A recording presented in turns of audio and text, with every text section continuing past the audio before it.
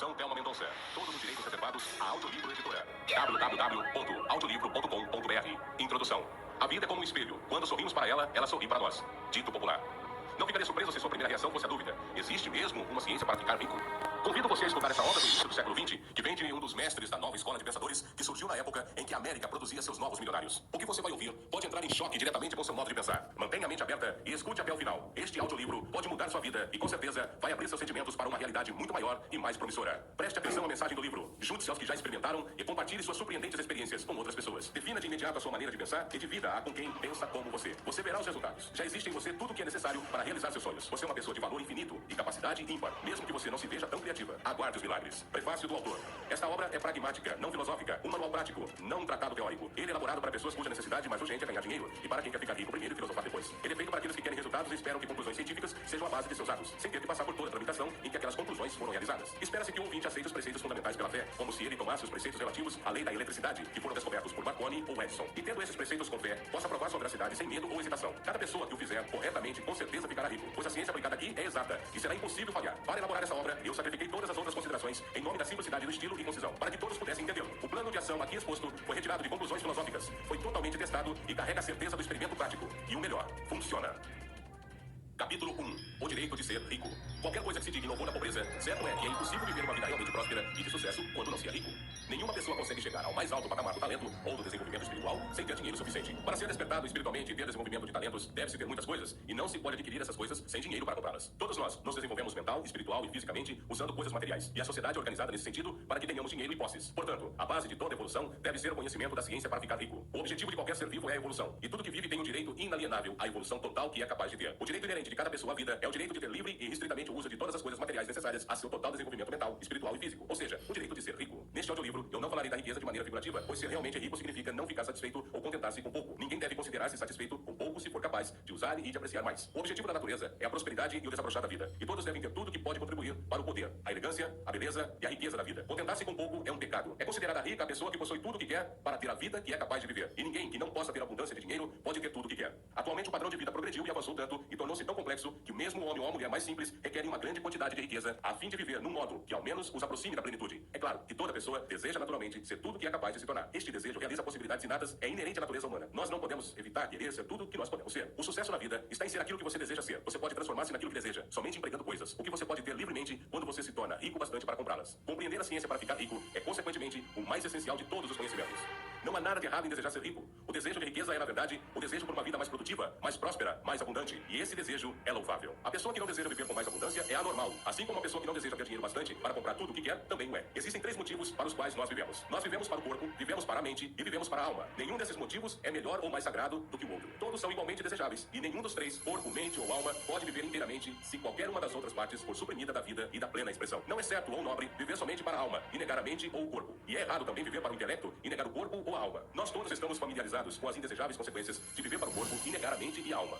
E vemos que viver significa a plena expressão de tudo que uma pessoa pode levar adiante através do corpo, da mente e da alma. Seja o que for que possamos dizer, ninguém pode ser realmente feliz ou satisfazer-se a menos que seu corpo esteja vivendo plenamente em cada uma de suas funções. E o mesmo vale para sua mente e sua alma.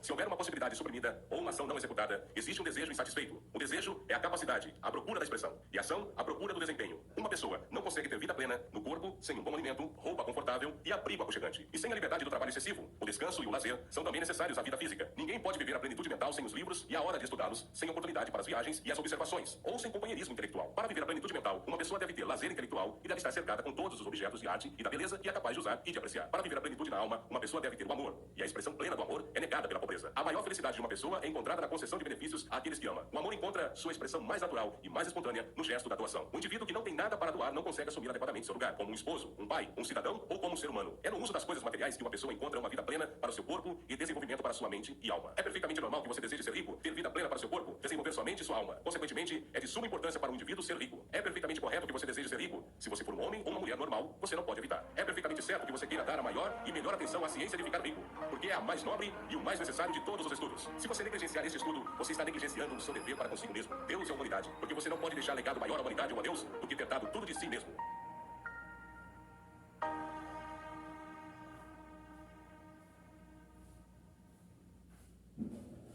Capítulo 2. Existe uma ciência para ficar rico? Existe uma ciência para ficar rico. E é uma ciência exata, como a álgebra ou a aritmética. Há certas leis que administram o processo de obtenção de riquezas. E uma vez que essas leis são aprendidas e colocadas em prática por qualquer um, a pessoa começará a enriquecer com exatidão matemática. A posse do dinheiro e dos bens vem em consequência de fazer coisas de maneira correta e adequada. E aqueles que fazem as coisas dessa maneira adequada, intencional ou acidentalmente, enriquecem. Enquanto que aqueles que não fazem as coisas de maneira adequada, não importa se trabalhem atualmente ou se são competentes, permanecem pobres. É uma lei natural que é causa, e sendo assim, produz sempre seus efeitos. Consequentemente, todo homem ou mulher que aprenda a fazer as coisas desse modo correto, começará infalivelmente a enriquecer. Pode-se provar que a afirmação acima é verdadeira pelos seguintes fatos. Tornar-se rico não é influência do ambiente, porque se fosse assim, todas as pessoas em certa vizinhança se tornariam ricas. Todos os indivíduos de uma cidade seriam ricos, enquanto aqueles de outra cidade seriam pobres. Ou todos os habitantes de um determinado estado se esbaldariam na riqueza, enquanto aqueles de um estado adjacente estariam na pobreza. Mas em toda parte vemos ricos e pobres vivendo lado a lado, no mesmo ambiente, comumente até mesmo na mesma profissão. Quando duas pessoas estão na mesma localidade e no mesmo ramo de negócio, e um começa a se tornar rico enquanto o outro permanece na pobreza, mostra que ficar rico não é devido ao ambiente. Certos ambientes podem ser mais favoráveis do que outros, mas quando acontece de duas pessoas que estão no mesmo negócio e na mesma vizinhança, e um começa a ficar rico enquanto o outro fracassa, isso indica que ficar rico é o resultado de fazer as coisas de maneira adequada e correta. E mais, a habilidade de fazer as coisas dessa certa maneira não se deve unicamente ao talento, pois muitos têm grande talento e permanecem pobres, enquanto outros de menor talento enriquecem. Estudando as pessoas que ficaram ricas, descobrimos que são indivíduos comuns em todos os sentidos, não tendo nenhum talento ou habilidade excepcional que os outros não tenham também. É evidente que não se tornaram ricos porque possuem talentos e habilidades diferentes que os outros não têm, mas porque aconteceu deles fazerem as coisas de maneira adequada. Ficar rico não é resultado de economia ou avareza. Muitas pessoas que são muito econômicas são pobres, enquanto outras que esbanjam ficam ricas. Enriquecer não é consequência de fazer as coisas que os outros falham ao fazer, porque duas pessoas no mesmo negócio fazem quase sempre exatamente as mesmas coisas, e um enriquece enquanto o outro empobrece até a falência. Por todos estes motivos, chegamos à conclusão que enriquecer é resultado de fazer as coisas de modo correto e adequado. Ficar rico, portanto, é o resultado de fazer coisas de maneira correta, e como as mesmas causas produzem sempre os mesmos efeitos, todo homem ou mulher que se puder fazer as coisas de maneira correta poderá se tornar rico. Este fenômeno faz parte do domínio das ciências exatas. A dúvida levantada aqui é a respeito do grau de dificuldade para se fazer as coisas de maneira correta e adequada, impedindo que algumas pessoas poderiam segui-la. Como já falado anteriormente, isso não é verdade, já que a habilidade é natural e inerente ao ser humano. Tanto as pessoas talentosas quanto aquelas sem talento algum enriquecem. Pessoas de intelecto brilhante ficam ricas, e pessoas muito bobas ficam ricas. Pessoas fisicamente fortes ficam ricas, e os fracos e doentes ficam ricos. Algum grau de habilidade em pensar e compreender naturalmente é essencial, mas já que a habilidade natural é inerente, toda pessoa que tiver inteligência suficiente para escutar e compreender essas palavras, com certeza pode ficar rica. Como já foi dito, não é a influência do ambiente. Obviamente, a localização conta para algumas coisas. Ninguém vai para o coração do deserto do Saara e espera montar um negócio que fará sucesso. Enriquecer envolve a necessidade de negociar com outras pessoas, e é preciso fazer isso onde elas estão. Caso elas estejam inclinadas a aceitar o seu jeito de negociar, tanto melhor para você. Isso não depende do ambiente. Se alguém ficou rico na sua cidade, ou se alguém ficou rico em seu estado, você também poderá ficar. Reitero que não é devido a determinada escolha de um negócio ou profissão. As pessoas podem ficar ricas escolhendo qualquer um deles, enquanto vizinhos no mesmo negócio permanecem pobres. Verdade é que você se dará melhor em um negócio que você goste e que seja adequado a você. E se você tiver determinadas habilidades bem desenvolvidas, você se dará melhor em um negócio que faça uso desses talentos. Você também estará melhor ainda em um negócio que seja adequado à sua localidade. É bem melhor abrir uma sorveteria no clima quente do que no frio. E vender salmão seria melhor num local onde este peixe fosse difícil de encontrar. Com exceção dessas limitações gerais, ficar rico não depende de se engajar em algum negócio particularmente especial, mas de sua capacidade de aprender a fazer as coisas de uma maneira correta. Caso você esteja atualmente no negócio e outra pessoa em sua localidade estiver ficando rica no mesmo ramo de atuação e você não esteja enriquecendo, é simplesmente porque você não está fazendo as coisas de uma maneira correta e a outra pessoa sim. Ninguém é impedido de enriquecer pela falta de capital. É verdade que se você tem capital, o crescimento torna-se mais ágil e fácil, mas quem tem capital já é rico e não necessita considerar este fato. Não importa quão carente financeiramente você seja, se você começar a fazer as coisas de uma maneira correta e adequada, você começará a enriquecer e passará a ter capital. Ter capital é uma parte do processo de enriquecimento e é uma parte integrante do resultado que se segue ao fazer as coisas de uma maneira correta. Você pode ser a pessoa mais pobre do continente e estar totalmente endividado. Pode ser que você não tenha nem amigos, nem influência, nem recursos, mas se você começar a fazer as coisas dessa maneira adequada, você deverá infalivelmente enriquecer, porque causas semelhantes devem produzir efeitos semelhantes. Caso você não tenha nenhum capital, você pode ganhar o capital. Se você estiver no negócio errado, você pode entrar no negócio certo. Caso você esteja na posição errada, você pode ir à posição certa. E assim, você poderá continuar em seu negócio atual e em sua posição atual, e fazendo as coisas de maneira correta e adequada, o que causará sempre insucesso. Você deve começar a viver em harmonia com as leis que governam o universo.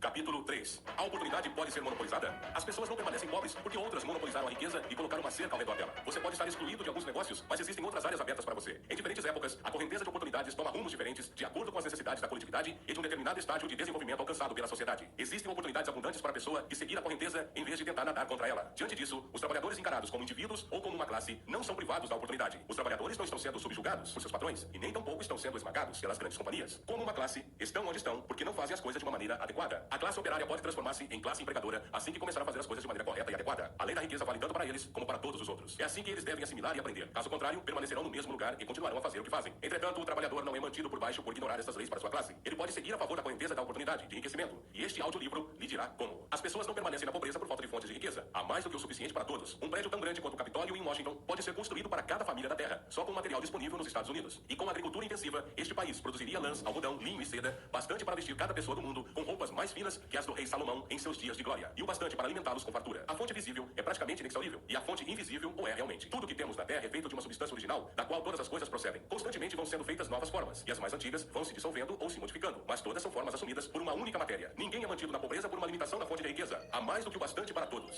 Não há limite para a fonte de matéria amorfa, ou seja, a substância sem forma. O universo é feito dela, mas nem toda a substância foi usada nisso. Os espaços, dentro, através e entre as formas do universo visível são permeados e preenchidos com a substância original, com a matéria amorfa, com a matéria inicial de todas as coisas. Pode ainda ser feito 10.000 vezes o que já foi feito antes, e ainda assim não se esgotará a fonte de matéria primordial do universo. Ninguém é, portanto, pobre porque a natureza é pobre ou porque não há o bastante à sua volta. A natureza é um celeiro inexaurível de riquezas. O suprimento nunca seca. A substância original está viva com energia criativa e está produzindo constantemente mais formas. Quando a fonte de matéria-prima esgota-se, mais é produzido pela natureza. Quando o solo se esgota de modo que a matéria para o alimento e a roupa não possam mais crescer nele, ele será renovado e mais solo surgirá. Quando todo o ouro, prata e outros minerais forem retirados da terra, estando a humanidade em um estágio de desenvolvimento social que necessite de ouro, prata e minerais, mais será produzido pela matéria amorfa.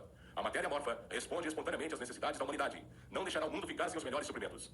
Isso é válido para toda a espécie humana. A humanidade como um todo é sempre abundantemente rica. E se alguns indivíduos são pobres, é porque não seguem à risca a maneira correta de fazer as coisas, o que os tornaria indivíduos ricos. A matéria amorfa é inteligente, é matéria pensante, tem vida e é impelida sempre para viver mais. O impulso natural e inerente à vida é procurar viver mais. É natural da inteligência ampliar-se e da consciência procurar estender seus limites e encontrar uma expressão plena. O universo foi feito pela substância viva amorfa, que toma forma a fim de se autoexpressar mais plenamente. O universo é uma grande presença viva, em constante movimento em direção a mais vida e com pleno funcionamento. A natureza é transformada para a plenitude da vida, e é essa força motriz que impele a prosperidade da vida. Por causa disto, tudo que possa incrementar a vida é fornecido fartamente. Não pode haver nenhuma carência ou Deus estaria contradizendo e anulando seus próprios trabalhos. Ninguém é pobre por carência de fonte de riquezas. É um fato que será mostrado um pouco mais adiante, que os recursos da fonte amorfa estarão no comando do homem ou da mulher que agem e pensam de maneira correta.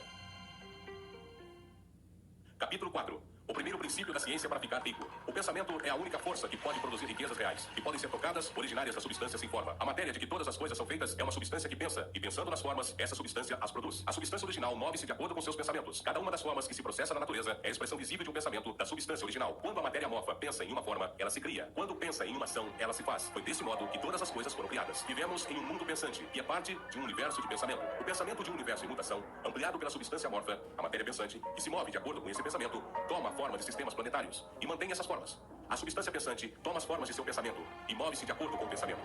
Tendo a ideia de um sistema geométrico de sóis e planetas, toma as formas desses quadros e se altera enquanto pensa. Pensando na forma de uma árvore de crescimento lento, como o carvalho, muda de acordo e produz a árvore, embora possa levar séculos para realizar essa mutação. Ao criar, a substância amorfa parece mudar de acordo com os parâmetros da mutação que estabelece. Ou seja, pensar em um carvalho não causa a formação instantânea de uma árvore completa, mas põe as forças que produzirão a árvore em movimento, seguindo os critérios naturais estabelecidos para o seu crescimento. Cada forma pensada dentro da substância pensante causa a criação da forma, mas sempre, ou pelo menos frequentemente, ao longo dos parâmetros do crescimento e da ação natural pré-estabelecidos. O pensamento de construção de uma casa sendo impresso na substância ainda sem forma não vai causar a formação instantânea da casa, mas pode causar um movimento de energias criativas que trabalham nesta área, que seriam canalizadas para esse propósito e resultariam na rápida edificação da casa. E se não houvesse como canalizar essa energia criativa para que pudesse trabalhar? Seria dado a forma à casa diretamente da substância primordial, sem esperar os lentos processos do mundo orgânico e inorgânico. Nenhum pensamento de forma pode ser impresso na substância original sem causar a criação dessa forma. As pessoas são seres pensantes e originam pensamentos. Todas as formas que uma pessoa faz com suas mãos devem antes existir em seu pensamento. Não há maneira de se dar forma a uma coisa até que se pense nessa coisa. E sempre foi assim. A humanidade concentrou totalmente seus esforços no trabalho de suas mãos, aplicando esse trabalho manual ao mundo das formas e procurando mudar ou modificar aquelas já existentes. A humanidade nunca imaginou que poderia tentar causar a criação de novas formas impedindo o pensamento na substância amorfa. Quando uma pessoa tem um pensamento criativo, recolhe matéria das formas da natureza e faz sua imagem no formato daquela que está em sua mente. As pessoas, no entanto, fazem pouco ou nenhum esforço para cooperar com a inteligência amorfa, para trabalhar com o Pai Celestial. Os indivíduos nem sonham que poderiam fazer o que veio o Pai Celestial fazer. O indivíduo molda e modifica formas existentes pelo trabalho manual e não se dão conta de que poderiam produzir coisas da substância amorfa, comunicando seus pensamentos a ela. Nós nos propomos a provar que isso pode ser feito, provar que qualquer homem ou mulher pode fazer isso e mostrar como. Em nossa primeira etapa, apresentaremos 3 proposições fundamentais. Primeiro, nós afirmamos que existe matéria ou substância amorfa original, da qual todas as coisas são derivadas. Todos os elementos visíveis são representações diferentes de um mesmo elemento. Todas as formas encontradas na natureza orgânica e inorgânica são formas diferentes, feitas da mesma matéria. E esta matéria pensa na matéria. Segundo, um pensamento impresso nela produz a forma deste pensamento. Na substância pensante, pensamento produz forma. O ser humano é um centro pensante capaz para o pensamento criativo. Terceiro, uma pessoa podendo comunicar seu pensamento à substância original pode causar a criação ou a formação da coisa em que está pensando. Resumindo, existe uma substância pensante da qual todas as coisas são feitas e que seu estado original permeia, penetra e preenche os interespaços do universo. Um pensamento nessa substância produz a coisa que é imaginada pelo pensamento. Uma pessoa pode dar forma às coisas com seu pensamento e imprimir este pensamento na substância morfa, resultando a coisa em que pensou. Podem dizer para eu provar essas afirmações e, sem entrar em detalhes, respondo que eu posso fazer isso pela lógica e pela experiência. Raciocinando sobre os fenômenos da forma e do pensamento, eu cheguei a uma substância original pensante. E raciocinando a partir dessa substância pensante, cheguei ao poder das pessoas de causar a formação das coisas que pensam. E pela experiência, eu encontrei o raciocínio verdadeiro. Esta é minha prova mais forte. Na hipótese de uma pessoa que escuta este audiolivro enriquecer, fazendo o que ele lhe diz para fazer, será uma prova que sustenta a minha afirmação positivamente. Até que alguém passe pelo processo e fale. A teoria é verdadeira, até que o processo fale. E este processo não falhará, com certeza. Todos que fizerem exatamente o que este audiolivro lhes diz para fazer, ficarão ricos. Eu disse que as pessoas enriquecem fazendo as coisas numa determinada maneira, e a fim de fazer isso, as pessoas devem se tornar capazes de pensar desta determinada maneira correta. O modo de uma pessoa realizar as coisas é o resultado direto da maneira como ela pensa sobre essas coisas.